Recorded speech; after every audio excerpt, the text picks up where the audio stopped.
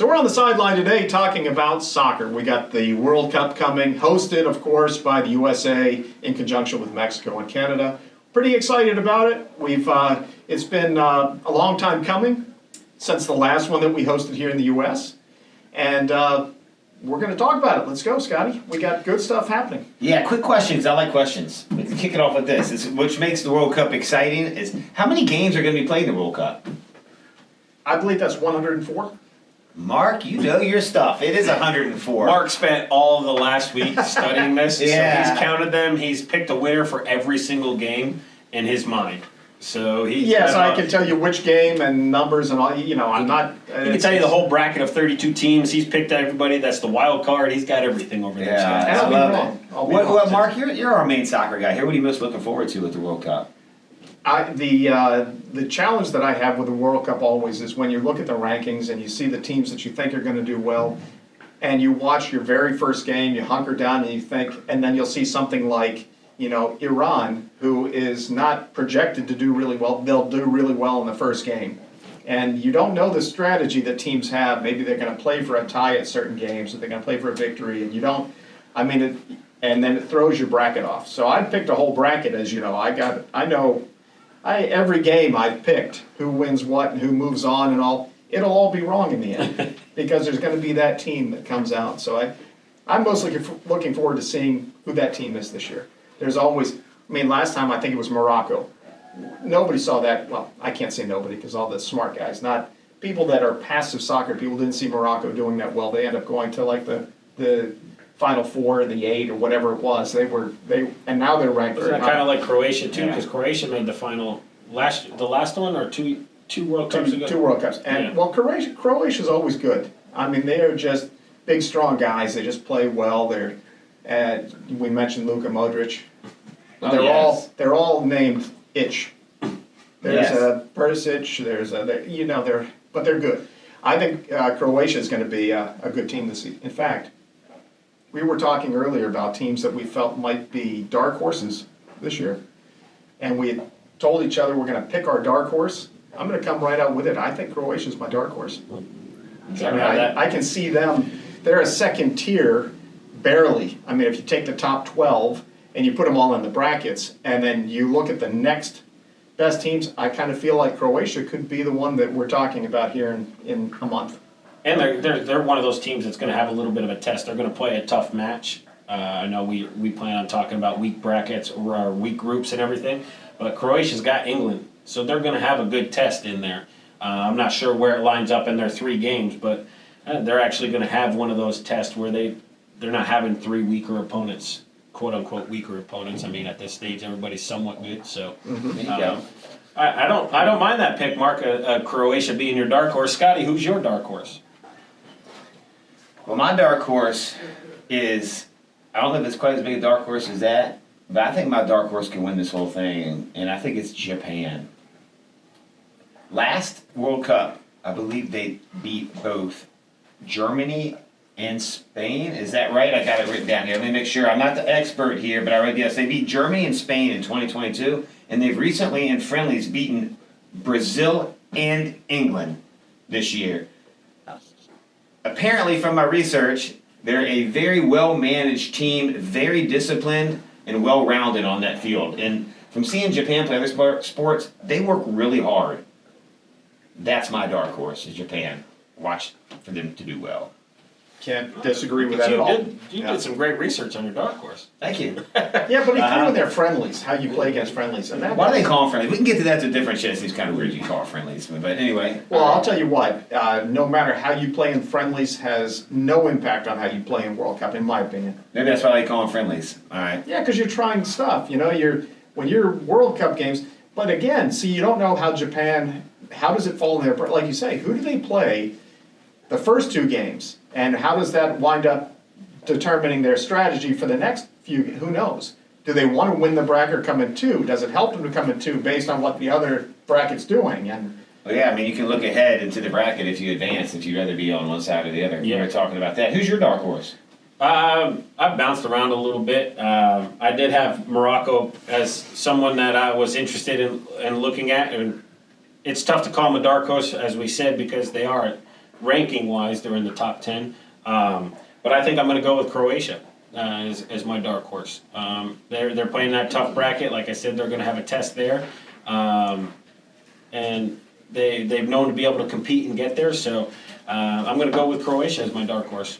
Okay, that's awesome. I like that pick. So we got a lot of love for Croatia here on the show. So that's awesome. Well, we haven't got to the good stuff yet. Yeah, so before we get to all of our picks and stuff like that, how do we think U.S. is going to do? What's your take on USA? I'll go first. I think they have a very easy bracket, or a very easy pool. They should make the round of 32. I think we expanded to 32 teams just so the U.S. could make it. I hope so.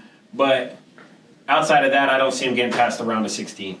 So I just don't think they compete. I don't think we have the talent on the U.S. side that competes with some of these European countries, South American countries.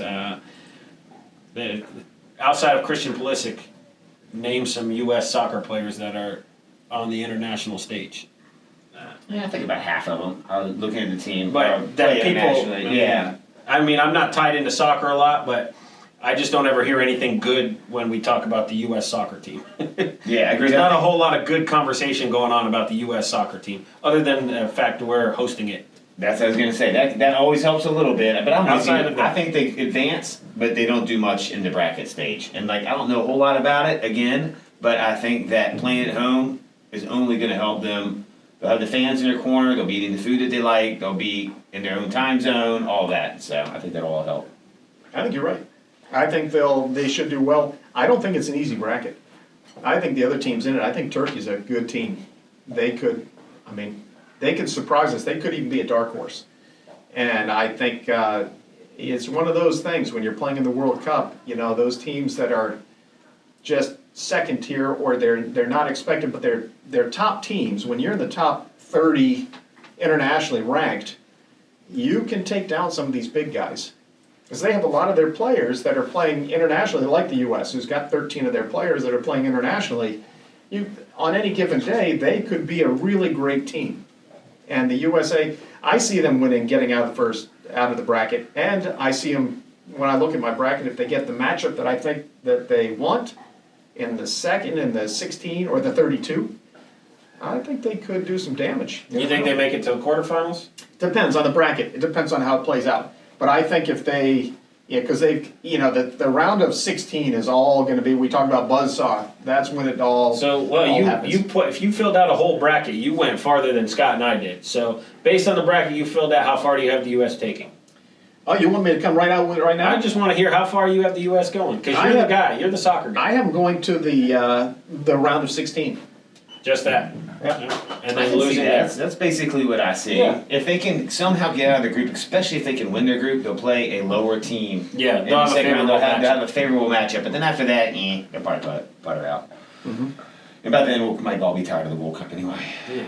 But Especially if the USA, this is the problem with World Cup. If USA loses in the first round, then it kind of takes the air out of this thing, right? If they win and they get out for the of the first U.S. round, for the U.S. That's what I'm saying. Yeah, for the U.S. For the U.S. And if they win in the first round and they move on, think of the excitement that generates. Think of how it's good for you. Yeah, everything. The whole country will get behind them at that point. It won't just be a discussion point. If they lose, it'll be kind of like the last time where they just couldn't really do much, and we all watched. And the soccer guys out there, all you hear them talking about is, do we even have a defense last time? Remember 4 years ago, it's like they looked so scattered and they weren't organized. There just didn't seem to be any continuity.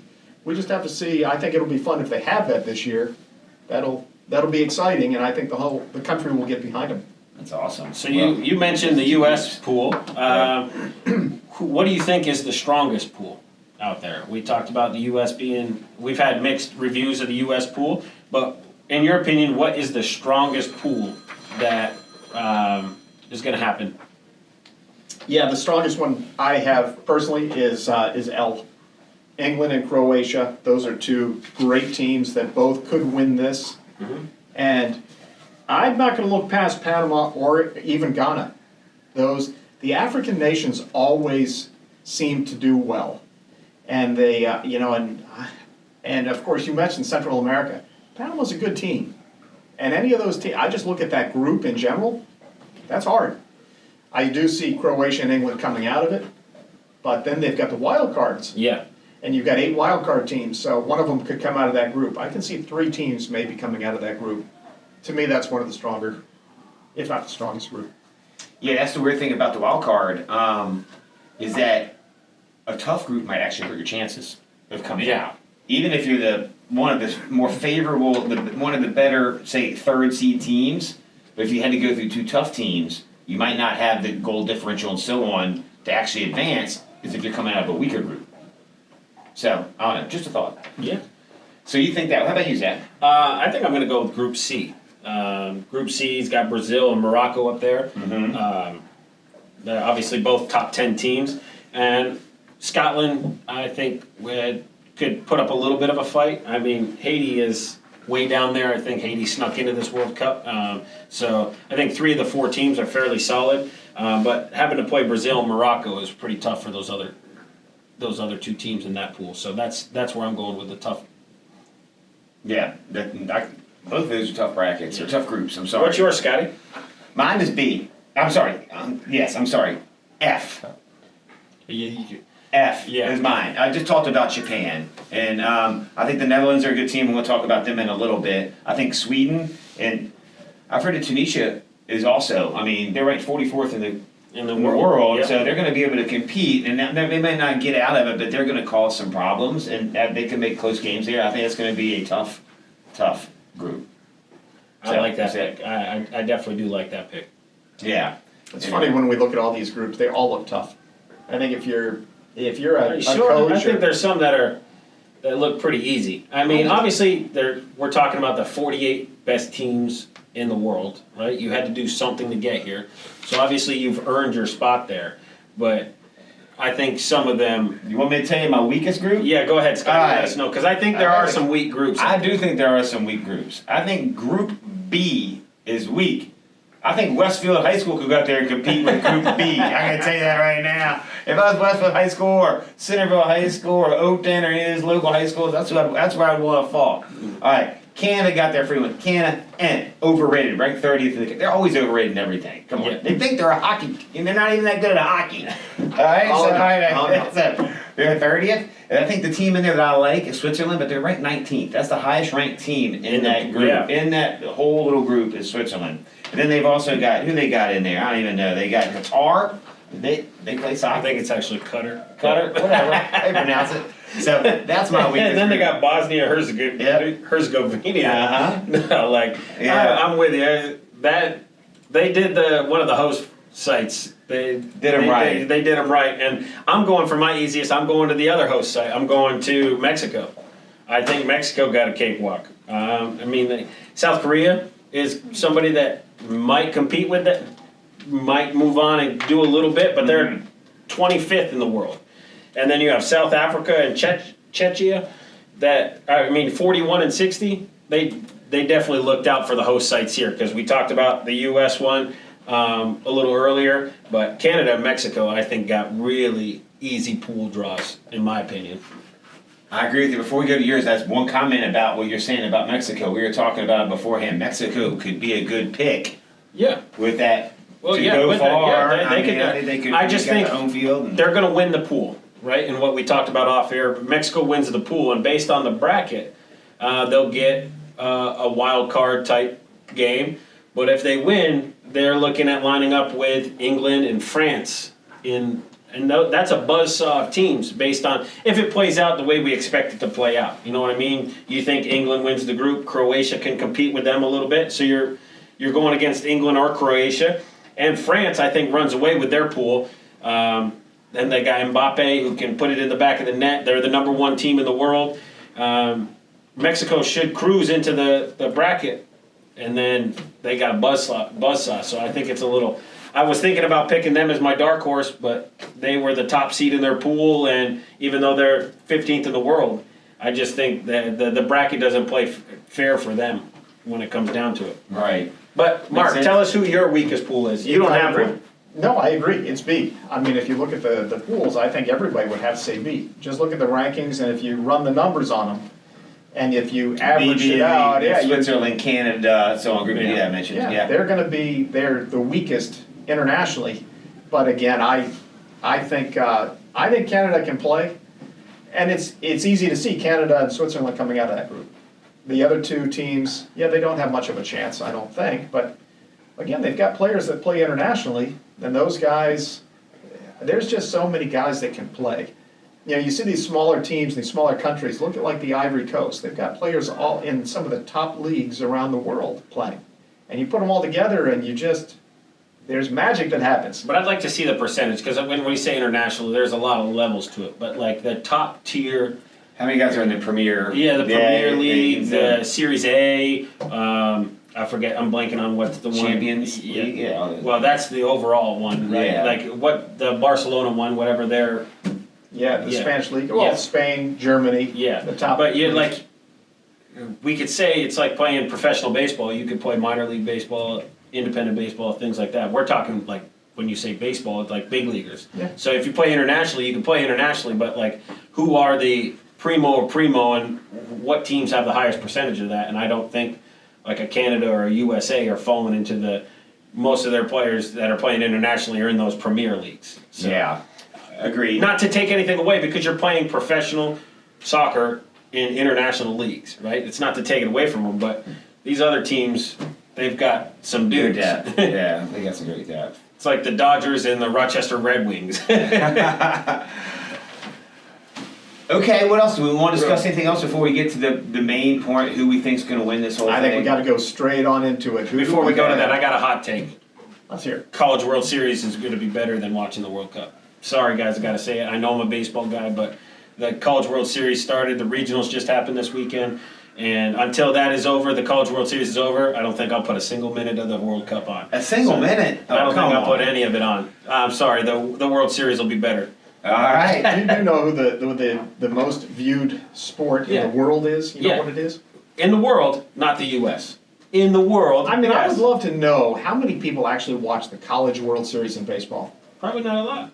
Right. But it's going to be better. I'm telling you, it's going to be better. So this is your endorsement for that? We gotta tune in and watch? College World Series has been good. There were some upsets that happened this weekend.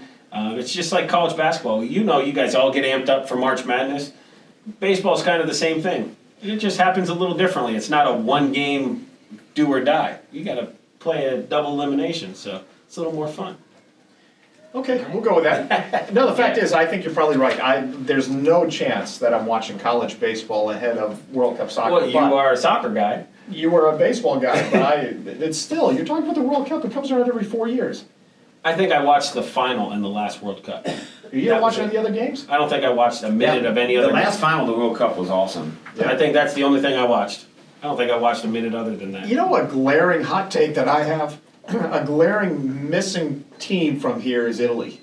It's so strange that when you get a top team in the world like Italy and they don't make it, and you keep reading about all this stuff and seeing all the Italian players and what a shame, because they always make it better. I always think back to, remember when the headbutt on the Italian player? That will live in infamy. Zidane. Yeah. Got that name from back in the day. Good call. I'm missing them, but I didn't even notice they weren't in there. You didn't realize it, huh? No, I didn't. I thought they were busy What was the eating reason pasta they just didn't making pizza? Didn't qualify. Yeah. All right, okay. Who's your winner? Marcus, go to you first. This is the year that I think it finally happens for our dear friends in England. And as much as I'm not an England soccer fan, they haven't won the World Cup since 1966. So it's been a 60-year drought for them. And they've got some of the best players in the world. I feel like this is their year. They got to take down some big guys. I look at the brackets and how it could play out. I mean, I see England has to take down, at some point, probably Brazil. And that's going to be a real challenge. Although I don't think Brazil is as strong as they've been historically. So, and then they're going to have to take down France, maybe Argentina, and maybe Portugal. So if they can get through these guys, I don't know. I just something's telling me that keep an eye on it. Okay, that's a good pick. They're the third, according to DraftKings, they're the third best odds to win this thing. So good pick. Scotty, I want to hear yours. Okay, I mean, I got the top 8 on DraftKings listed here, and I'm gonna kind of hit them all up here real quick with my quick thoughts. This is kind of a hot take on each one. Okay, the favorite I think is France. There's no way I'm picking France. They're annoying. I would never pick France to win anything. Nothing. So now France we is know not winning. France and Canada are off of your That's list. off the table. Spain, really good. I wouldn't mind seeing them win. I just don't feel them. You know, Okay, you're all I your go- feelings. I go with You're on your feels. feelings. Okay, I like it, Scotty. I like your England pick, and I thought about them, Mark. But I'm not going to take England because I feel like for the last 6 World Cups, they keep saying England's due to win. The line that you said, they haven't won since 1966, I feel like it's finally their time. Heard that, done that, I'm over that. Okay, done with that. Brazil, I like them, but you even said it. They're not quite as strong as they typically are this year, so I'm not taking them. If they're not as strong as they typically are, and they didn't win it last time when they're strong, how are they going to win it this year, Mark? I don't know. Argentina back-to-back ain't happening. All right, Portugal, Ronaldo, he's a distraction. He shouldn't even be playing. He's too old, gets hurt all the time. He's going to be a distraction. It's going to be about him and not the team. They ain't winning. Germany, too many weaknesses. When you see Germany play, and if you're better, take the over in those games because their defense, poor. Winners of this year's World Cup, mark it down, they wear orange. The Netherlands, very well-rounded. They don't attack great, but their defense is phenomenal. They handle the middle of the field well. Well-rounded team. Netherlands, take them. Plus 2,200, make some money, take them, book it. It's a great pick. Great analysis. I should have went first. If I didn't know you were putting on that kind of show, Scott. I'm just telling people what to take. Come on, and man. why to take them. Nudge me under the table or something. Like, let me know you got a speech plan. I can't follow that up. I'm going to go with one of your teams you talked about. They may not be as strong as historically, but they haven't won in 24 years. But I think they're going to come back and win another one. It'll be their 6th, I believe, World Cup title. Brazil. Brazil's my pick to win this one. I always cheer for Brazil too. For some reason, I like Brazil. You know what I was saying, but they're just not. Yeah, what I've heard, they might not quite be they're there. not quite as good, but they're always good. And they're always in it, as we learned earlier. Yeah. Yep. So Exactly. Now you can't go wrong. You can never go wrong picking Brazil because they will. They're gonna make people pay, and you just they've have always to. got like it seems like there's always some flashy stuff going on. It's always entertaining to watch. Like, no offense, Mark. Sometimes it can be boring watching some of these soccer games because That time. But it seems like there's a lot of exciting things. There's a lot of good ball control. There's fancy moves, things like that, and shots being scored from outside the 18.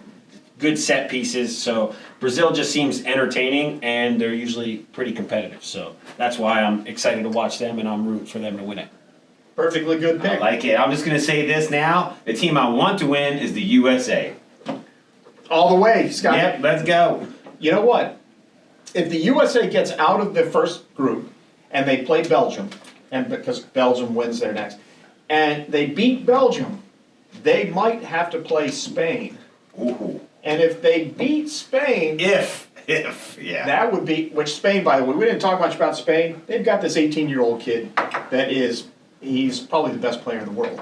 I mean, he's Really? incredible. He's like, remember Mbappe when he came out, he was a young guy, and everybody, he's kind of like that, but he's better. So, Is his last name Alcaraz?